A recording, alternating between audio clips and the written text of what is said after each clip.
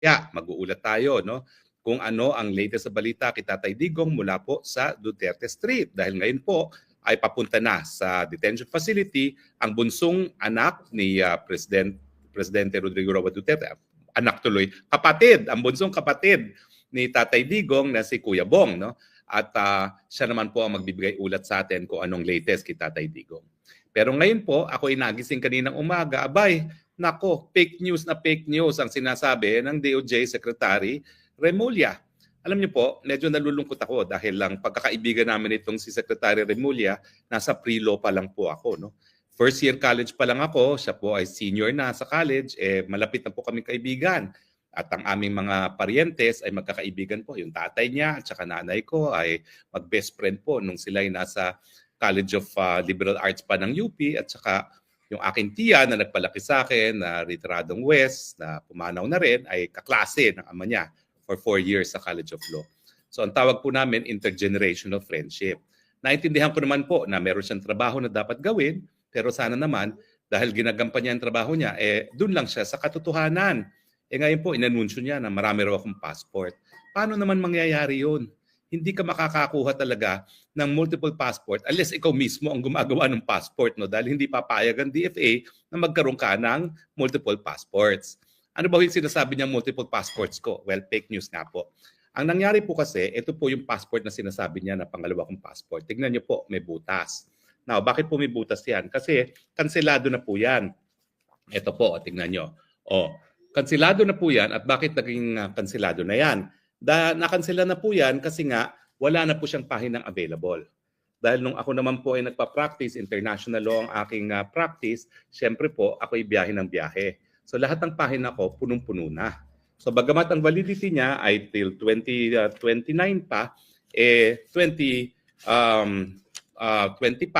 puno na siya, kinailangan ko nang kumuha ng bagong passport, 2024 pala. Dahil kinuha ko yung bago kong passport ng 2024. Now, ganun pa man, hindi ko pa rin pwedeng itapon ito at hindi pa rin pwedeng kunin sa akin ng DFA. Ito dahil nandito rin ang aking visas. No? Nandito yung visa ko sa Shenzhen na ginamit ko nung ako'y pumasok dito sa Netherlands at nandito rin yung mga visa ko sa bansa na gaya ng Japan, no, at saka ng United Arab Emirates, no.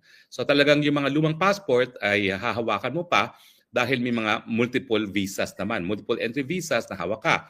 Iba pa po yung passport kung nasaan yung aking 10-year US visa, no. So at any time, tatlo ang dala kong passport. Pero iisa lang ang valid na passport. Yung valid lang na in-issue for the current period. Yung walang butas. Kapag may butas na ganito, ibig sabihin, kanselado na pa ito but without prejudice kasi pinalitan nila ng bago. So yun po ang katotohanan. No? Totoo po, tatlong hawak kong passport. Dalawang luma na nandun na mga visas. Yung pinakaluma, nandun yung aking US visa. Itong visa na ito, nandito yung aking Shenzhen visa. At saka yung passport ko na current na ginagamit ko. Kasi nga po, napuno kaagad itong visa na kinansela na. So, bakit po kaya nagpe-fake news itong si Secretary Remulla? Kasi sinisira talaga nilang pilit ang aking pagkatao. Unang-una, kung talagang babasahin niyo po yung resolution nila na nagdadawit sa akin sa trafficking na non-bailable pa, no? Wala pong kahit anong aligasyon na ako'y merong recruit na kahit sino. Wala pong kahit sino nagreklamo na ako'y nag-recruit sa kanila na ginamit ko pang pamamaraan ay paggamit ng dahas at ang aking motibo ay para pagsamantalahan yung kanilang trabaho, no?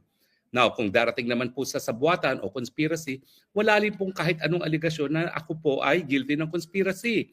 Ang tanging ebidensya na tinukoy nila para dawitin ako ay yung pagsama ko kay Cassandra Ong para nga humingi ng gives-gives, restructuring of payment para bayaran yung pagkakautang ng kanilang kliyente na Lucky South 99 kasi nga po, di umano, sabi ni Cassandra Ong, naistapa sila nung opisyal na representante nila sa PAGCOR na nadawit din dito sa kaso na non-bailable human trafficking. So, matindi po talaga itong administrasyon nito, no? Hindi lang nila susupilin ang iyong kalayaan na maging malaya, sisirain pa nila yung pagkatao. Wala na pong ibang motibo si Justice Secretary Remulla kundi palabasin na balasubas talaga ako. Talaga ako ay kriminal dahil paano ako magkakaroon ng multiple passport? Paano po ngayon? Napatunayan ko naman po na fake news yung sinasabi niya. Siguro naman po, dahil fake news ang sinasabi niya, wala nang maniniwala sa kanya na masama aking pagkatao.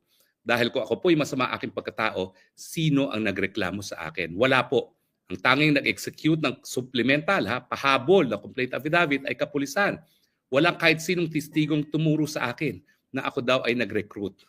At ako nga po daw ay gumamit ng dahas. At walang kahit anong ebidensya na inilabas na ako daw po ay nakipagsabuatan kahit kanino.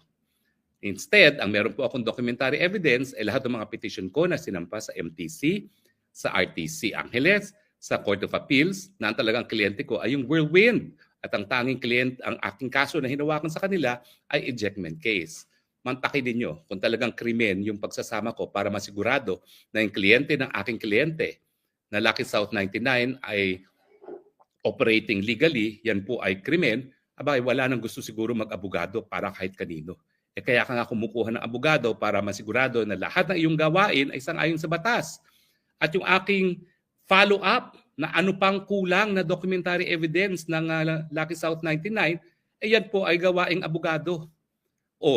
Tinanong naman ni Senator Nancy Binay, ano ba, binaraso ba kayo ni Harry Roque?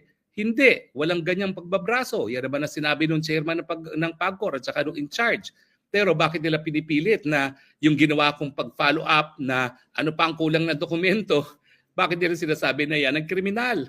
Talagang gawaing abogado po yan. Ulitin ko po ang aking panawagan sa IBP.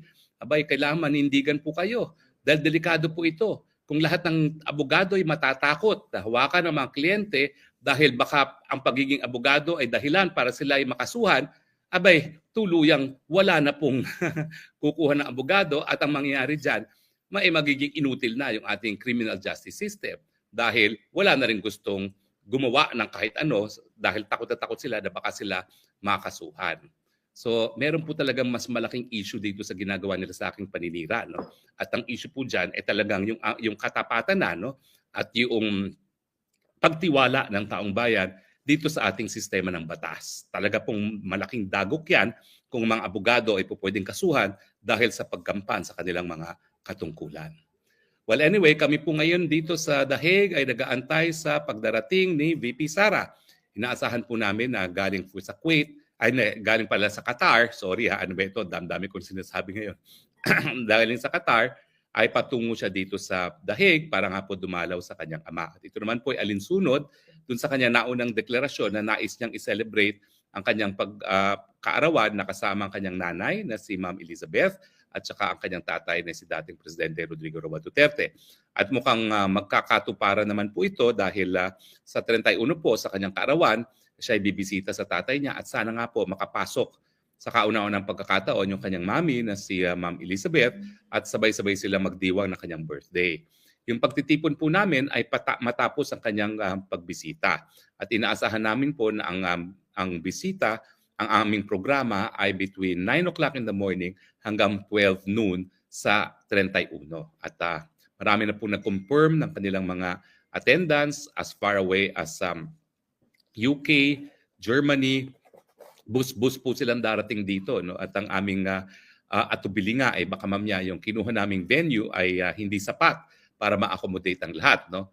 Pero titignan po natin hanggat makakaya natin na i-expand yung venue, no? Dahil stricto rin po sila sa capacity, maski outdoors naman po yung venue ng kanyang selebrasyon.